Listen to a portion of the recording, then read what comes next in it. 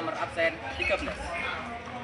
Kali ini kami akan sharing tentang hasil pengamatan kami terhadap makhluk hidup di lingkungan sekitar kita. Yuk ikuti keseruan kami. Assalamualaikum warahmatullahi wabarakatuh. Selamat pagi dan salam sejahtera untuk kita semua. Yang saya hormati Ibu Endah Susilawati sebagai guru pengampu mata pelajaran IPAS.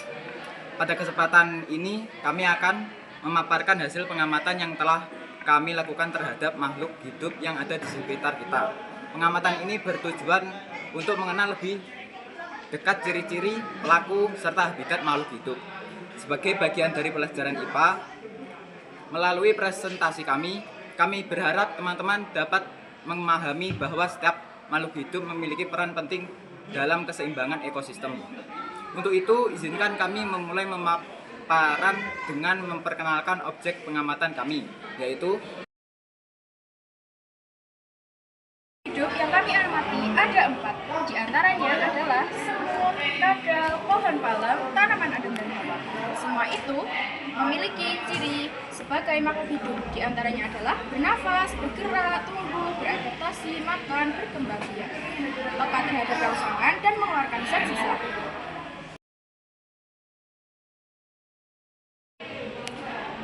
Selain itu, kami juga mengamati tentang komponen biotik dan komponen abiotik, serta perannya. Yang pertama, kita mengamati tanah. Tanah itu termasuk komponen abiotik karena dia bukan termasuk makhluk hidup. Tanah berperan sebagai media untuk pertumbuhan tanaman. Yang kedua adalah udara. Udara termasuk dalam komponen abiotik karena udara bukan makhluk hidup. Dan perannya adalah sebagai sumber oksigen untuk bernafas bagi manusia dan hewan. yang ketiga ada pohon palem. Pohon palem termasuk komponen biotik karena pohon palem adalah termasuk salah satu bagian makhluk hidup. Perannya adalah menjaga kualitas udara dengan menyerap polutan dan menghasilkan oksigen. Yang keempat ada tanaman adem hawa. Tanaman adem hawa termasuk dalam komponen biotik karena termasuk dalam makhluk hidup.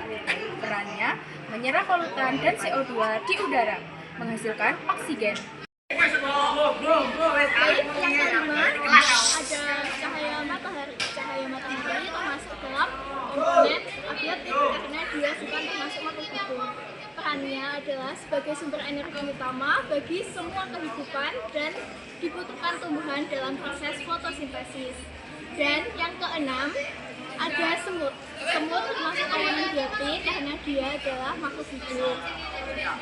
Peran semut adalah sebagai perai penjaga kesuburan tanah dan juga pengendali hama, serta bagian dari rantai makanan.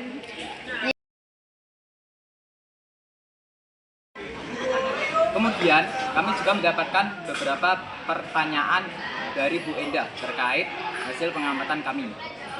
Yang pertama, apakah setiap makhluk hidup menunjukkan ciri-ciri makhluk hidup?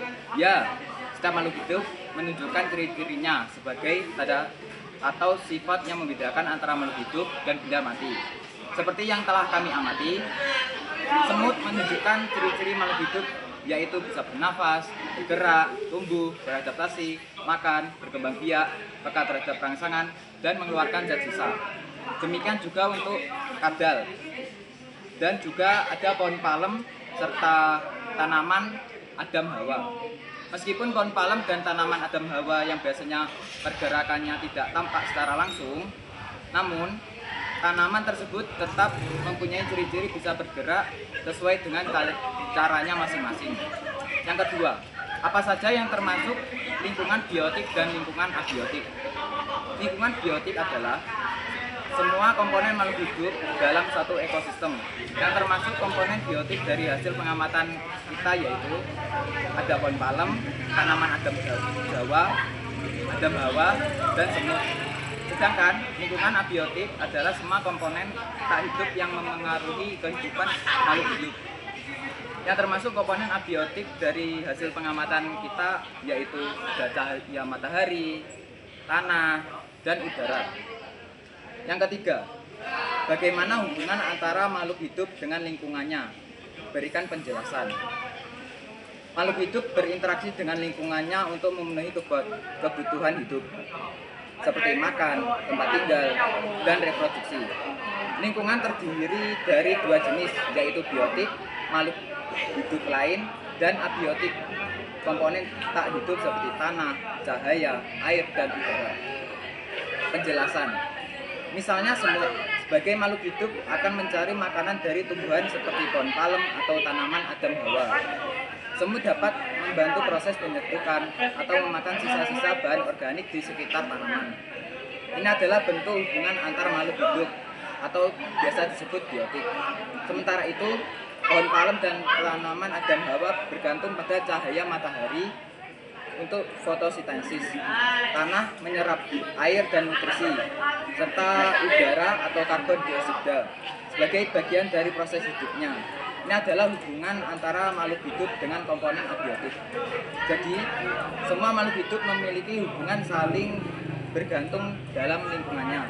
Tanpa cahaya, tanah, dan udara, tumbuhan tidak bisa hidup. Tanpa tumbuhan, semut kehilangan sumber makanan atau tempat tinggalnya. Maka hubungan ini menjaga keseimbangan dalam ekosistem.